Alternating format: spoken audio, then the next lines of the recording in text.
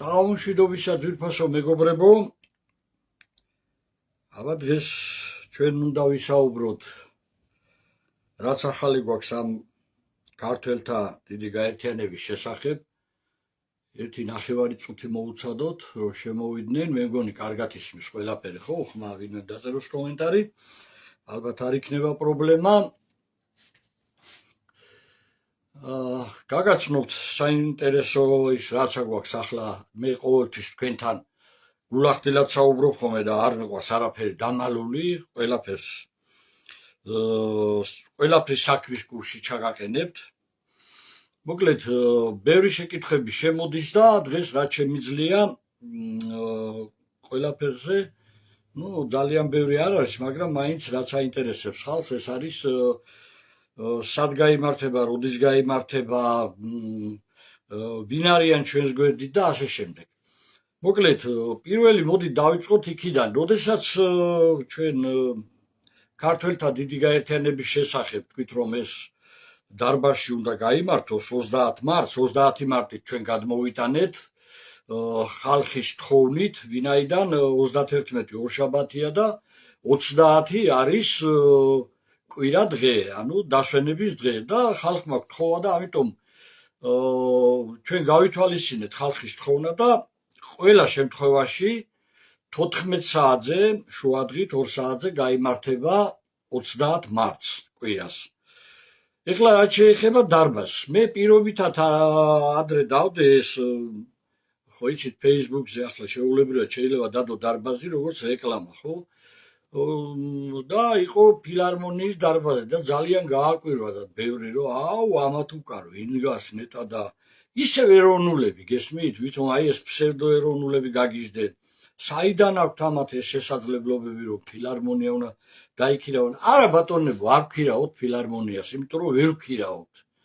მე ვიყავი უშუალოდ იქ მისული და რაღაცა ისეთი კოლოსალური თანხა დამიფასეს, ეხლა ერთი ჩვენო საათობით არ ვაქირავებთო, ერთი დღით უნდა იქირავთო მაშინო და 22,000 ლარი დაგვიფასეს და 22,000 ლარად ჩვენ ისეთი ოფისს ვიქირავებ და ისეთი პოლიტიკურ თოქ-შოუებს გავაკეთებთ, რომ მთელი საქართველო იქნება კმაყოფილი იმაზე და რაღაცა მცირე მიკროფონებს ვიყიდით და რაღაცას.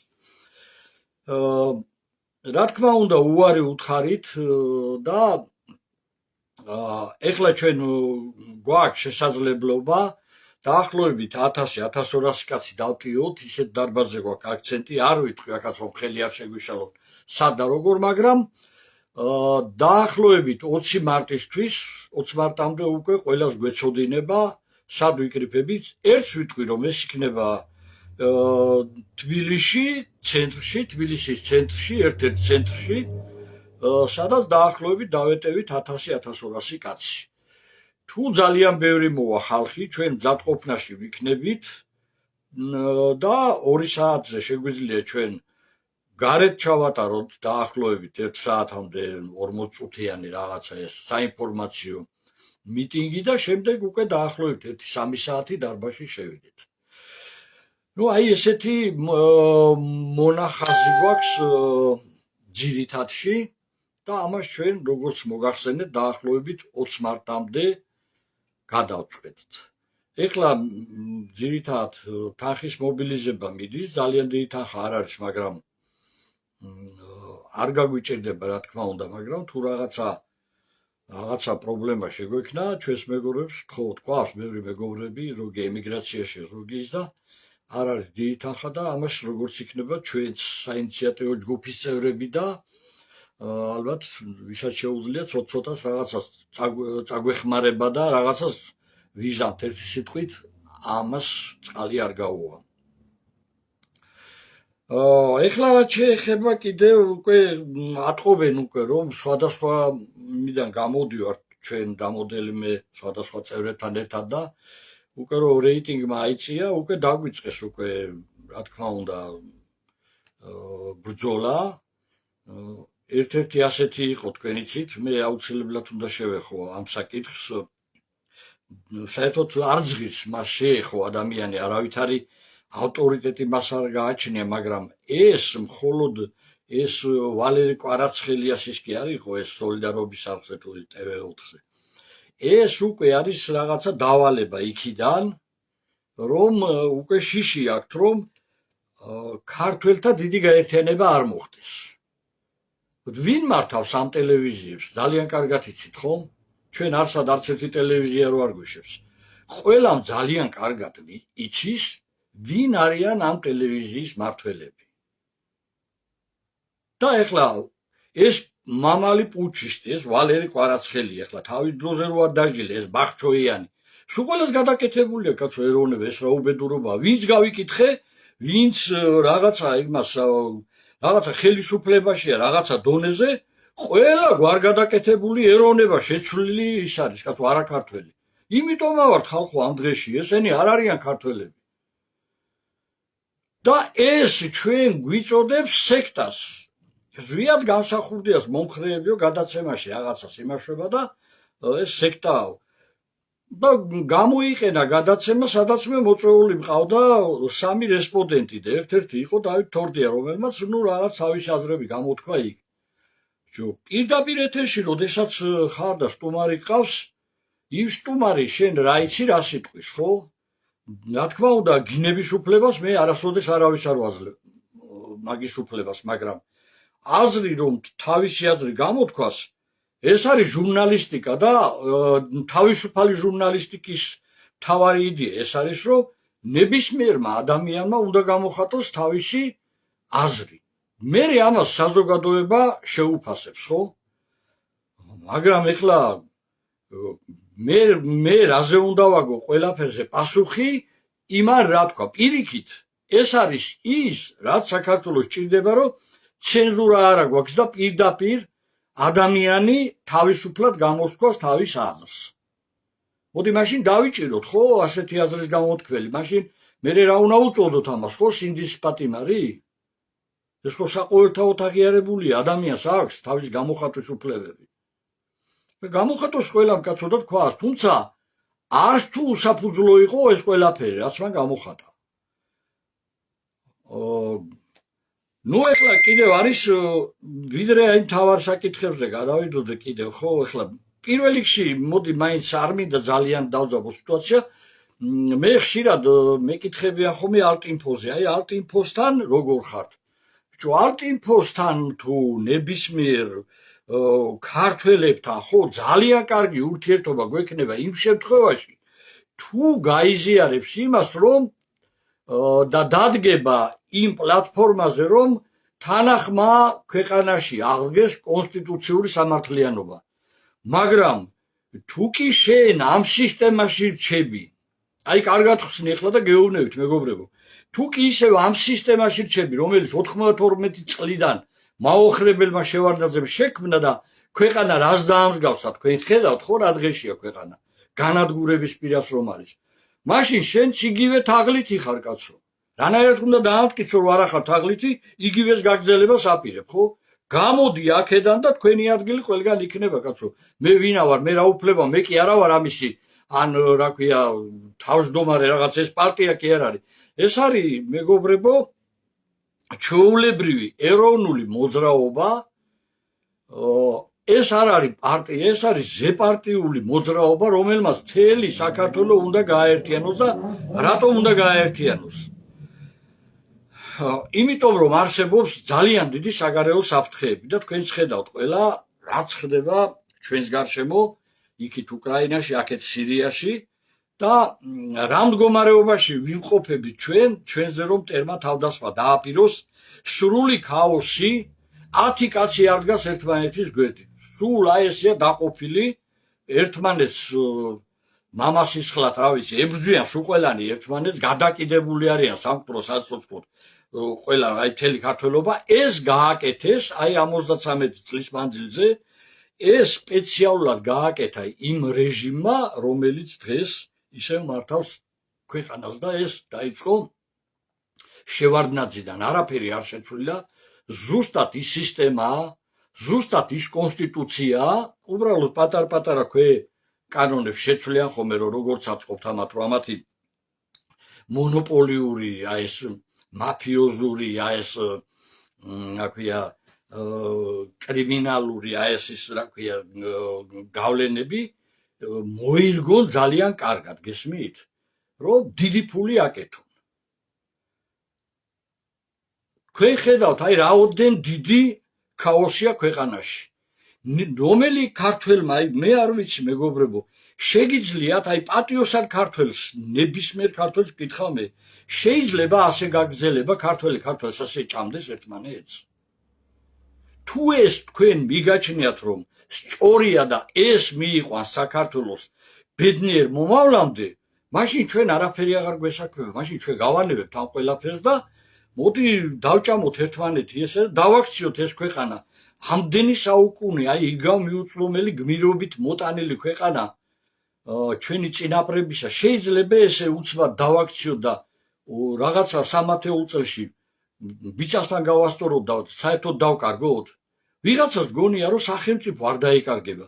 ეს სახელმწიფოები ისტორიის მანძილზე გადახედეთ ისტორიას ვინც კარგად იცით, მრავალი სახელმწიფო გაქრა და ძალიან ახლოს ავართ გაქრობასთან. კატასტროფული დემოგრაფიული მდგომარეობაა მეგობრებო, სულ რაღაც 5 წელი საკმარისი იქნება რომ ჩვენ აღარავინ აღარაფერს აღარ გვკითხავს. დამთავრდა უკვე. 5 წელიწადში თუ ჩვენ არ გავერთიანდით, ერთადერთი გამოსავალი აქ არის როგორც მტერმა იმოქმედა ჩვენს წინააღმდეგ, როგორც დაგვსაქსა და დაგვშალა, ეხლა უნდა დავდგეთ და გავერთიანდეთ. უნდა ჩავყლაპოთ წყენები. მე არ ვიძახი ეხლა რომ იმას რა ქვია თოფს რო ესრო და კანონიერ ხელისუფლებას იმას დავიყენებ ეხლა ხაინდრავებს და ეს ბახჩოიანებს, მაგრამ ქართველი რომელიც ეხლა რაღაცა შეიძლება შეცდა აზრობრივად რაღაცა ის იყო ხო? ერთმანეთს უნდა ვაპატიოთ ეხლა და ყველა უნდა დავდგეთ ერთმანეთის გვერდით. სხვანაირად გაერთიანება არ მოხდება მეგობრებო. ვიღაცას გონია რომ ეს არის მხოლოდ ზვიად გამსახურდიას მომხრეების გაერთიანება. ეს რო ესე იყოს, მაშინ მხოლოდ რაღაცა ნაწილის გაერთიანება მოხდება. ეს ესე არ არის. ზვიად გამსახურდიას ხმამისა საქართველოს მოსახლეობის 87%-მა. თქვენ როგორ გონიათ იმ კომუნისტური რეჟიმის პირობებში მარტო ჩვენ ვიყავით 87%. ის კომუნისტები არ იყვნენ ვინც ხმამისა? აი ეს არის დიპლომატია და ეს არის გამარჯვება და ეს არის სწორი ხაზი, რამაც მე მიიყვანა სახელმწიფო დამოუკიდებლობის აღდგენამდე. უნდა გავერთიანდეთ, უნდა ერთმანეთს ვაპატიოთ, ერთმანეთის გვერდით დავდგეთ და კიდევ ვიმეორებ, მე კაცო ალტინფო იქნება თუ ვინც გინდა იყოს, ყველასთვის გზა ხსნილია უბრალოდ სწორი ფორმულირებით და ისევ ქვეყნის ღალატის გზაზე ჩვენ არავის აღარ ვაპატიებთ ამას. თუ ამ რეჟიმში დარჩენა გინდა, ჩვეულებრივი მოღალატე ხარ, მორჩა. ის პარტია იქნება თუ პიროვნება იქნება, მოღალატეა. თუ შენ გინდა რომ გააგრძელო ისევ შევარდნაძეს აი ეს რეჟიმი და ეს რა ქვია, ეს სისტემა, რომელმაც მთლიანად მოსპო საქართველოს მოსახლეობა, გაანადგურა, მიწასთან გაასწორა, ღირსება აყარა, რა ვიცი, ყველაფერი და ყველაზე დაჩაგრული ამ ქვეყანაში არის ქართველი ხალხი. ვერავინ ვერ იტყვის რომ ეს არის ტყუილი.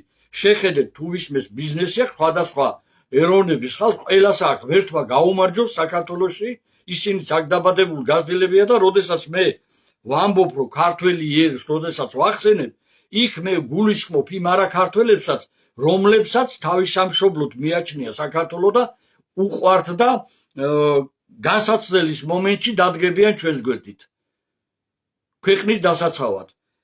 აი ეს არის უმთავრესი მეგობრებო და მე მგონი აქ არ არის რთული ისა. საერთოდ ისეთი სისტემაა რომ მე აი ამის დამამტკიცებლად ეხლა ერთ-ერთ ფაქტს მოვიყვან, რომ მთლიანად სურთ ქართველი ერი აყარონ ქვეყნიდან. ჩვენ 3 დღის წინ ვიმყოფებოდით ჭიათურაში ახალგაზრდა მაღაროელებთან. ჩავედით მათ თხოვნით დასახმარებლად, გავეცანით ყველაფერს, პირობებს თუ რა ხდებოდა და წარმოიდგინეთ თქვენ მეგობრებო, ესე იგი მთელი 3500 ოჯახი ერთბაშად აი ამ კომპანიამ, რომელსაც ფლობს უკრაინელი ებრაელი, ეს საერთაშორისო მასონია, ვერ ხმარობენ ამ იმას ხომე, იმას რაღაცა შიშიროგვრით, ეს არის დიახ, აი ზუსტად ეს საერთაშორისო მასონების ხელშია ყველაფერი სტრატეგიული, რაც კი ჩვენ საბჭოთა კავშირიდან შემოგწე ის სტრატეგიული ქარხნები, რომლებიც დაშალა მე შევარდნაძე და ფაბრიკები, ნაყიდი აქვს და დაკონსერვებული აქვს, რომ ქართველი ერი წელში არ გაიმართოს. იმიტომაც არც ერთი წარმოება, არც ერთი ფაბრიკა არ აღდგენილა საქართველოში. ეს არის აი ამ სისტემის უმთავრესი ხაზი, რომ მრეწველობა არ უნდა ამუშავდეს და რა თქმა უნდა, ეროვნული წარმოება უნდა იყოს მიწასთან გასწორებული, რომ ქართველი ხალხი უნდა იყოს მუდმივად მშიერი. აი ეს არის მათი დავალება და 3500 კაცს ჭიათურის მაღაროელებს მიუვიდათ ოჯახს, 3500 ოჯახს მიუვიდათ გაფრთხილება, განცხადება, ასე ვთქვათ, რა ვიცი მე, ხო და შეტყობინება, რომ დამთავრდა, აღარ იქნება სამუშაო. იმის გულისთვის, რომ მათ მოითხოვეს პირობების გაუმჯობესება, ის კაბალური პირობების გაუმჯობესება, საერთოდ დაუკეტეს და პერსპექტივაში აღარ განიხილება, რომ იქ სამუშაოები აღდგება. ეხლა პირველ რიგში ჩვენ რა უნდა გვეთქვა, ეხლა აქ არის ძალიან დიდი, როგორც ჩანს, ჯაჭვი და კუდები და დიდი მფარველები ყავთ, მაგრამ პირველ რიგში აქ თავარია, ეხლა ჩვენ ნახოთ რა წერია იმ ხელშეკრულებაში. მე როდესაც ვკითხე ერთ-ერთი იურისტს, ეხლა არ ვასახელებ აქ, მან მითხრა და გამოითხოვს ეხლა, მაგრამ ამას სჭირდება საჯაროა ინფორმაცია წესით კანონიერად, მაგრამ ამას სჭირდება 10 დღე. 10 დღე უნდა ელოდოს 3500 ოჯახი აი ამ ხელშეკრულებას და მე რომ ვიბრძოლოთ კიდევ, რომ რაღაცა უშველოთ ამ ხალხს. კი, მაგრამ როდესაც აი ამ კომპანიამ ამ ტენდერში გაიმარჯვა, როცა შემოდიოდა 416 მილიონი საქართველოს ბიუჯეტიდან რომ ჩამოაწერეს იქ რაღაცა ჯარიმები რო იყო ეკოლოგიის და ყველა ბინძურდებოდა და ასე შემდეგ. რის გულისთვის იზარალა საქართველოს ბიუჯეტმა თითქმის 9 მილიარდი, რომ აი ამ კომპანიისთვის გაეხსნა გზა და იმის გამო რომ ერთი ხელის მოსმით მე 3500 ოჯახი უმუშევარი დატოვოს საქართველოში. აი მე მივმართავ ქართულ ოცნებას 10 დღე რატო უნდა ველოდოთ, სად არის ხელისუფლება? როდესაც ამბობთ რომ სამუშაოები იქმნება, უმუშევრობა მცირდება, 3500 ოჯახი ჭიათურის მოსახლეობა არის მთელი ჭიათურა. მთლიანად ჭიათურას ტოვებთ უმუშევარს. ეხლა რატომ? მე მათად ესეც ვუთხარი. ამათ უზარმაზარი თანხები აქვს. ამათი მიზანი აი ამ კომპანიის ამ ებრაელობის არის ის, რომ ეს მთლიანად დაიხუროს ერთი წელი, 2 წელი და რა თქმა უნდა ეხლა როდემდე იქნება ოჯახები, უმუშევრები, ეს ახალგაზრდა ბიჭები გაიფანტებიან, ზოგი წავლენ პოლონეთში, ზოგი წავლენ გერმანიაში, ზოგისად და ასე დაიცლება კიდევ ერთი რაიონი მთლიანად ჭიათურა და დღეს თუ იქ რაღაცა ფასი აქვს იმ ადგინებს, კაპიკები ეღირება მერე და რაღაცა იმაში შეისყიდის ძალიან მიზერულ ფასად მთლიანად ეს კომპანია მთელ იმ ჭიათურის ტერიტორიებს და მერე უკვე მოწილის აღარ ეყოლება რომ რა ვიღაცამ გააპროტესტოს, პროტესტის გამომხატველი და აბსოლუტურად დაეუფლებიან მთელ ჭიათურას და მთელ მარგანეთს.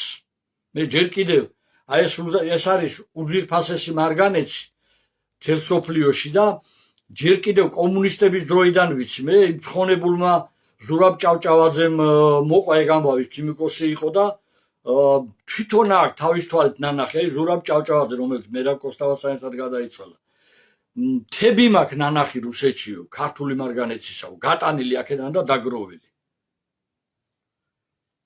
ასე გვძარცვავენ მეგობრებო და ესე დატოვებენ სასოწარკვეთის მთელ საქართველოს მოსახლეობას, თუ ჩვენ არ გამოუფხიზდებით და არ გავერთიანდებით.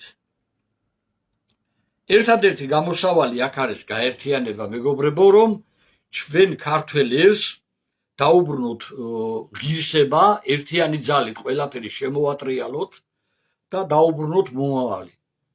ეს ჩვენ ერთად უნდა გადავწყვიტოთ მერე უკვე მთელმა ქართველმა ხალხმა, იმ ნაღებმა ხალხმა, ვისაც ენდობა ეს ხალხი რაიონებში, ქალაქებში, აი ესეთი ხალხი მოიყრის თავს, ჭკვიანი ხალხი, პატრიოტული ხალხი, რომელსაც აირჩევს თავად ქართველი ხალხი.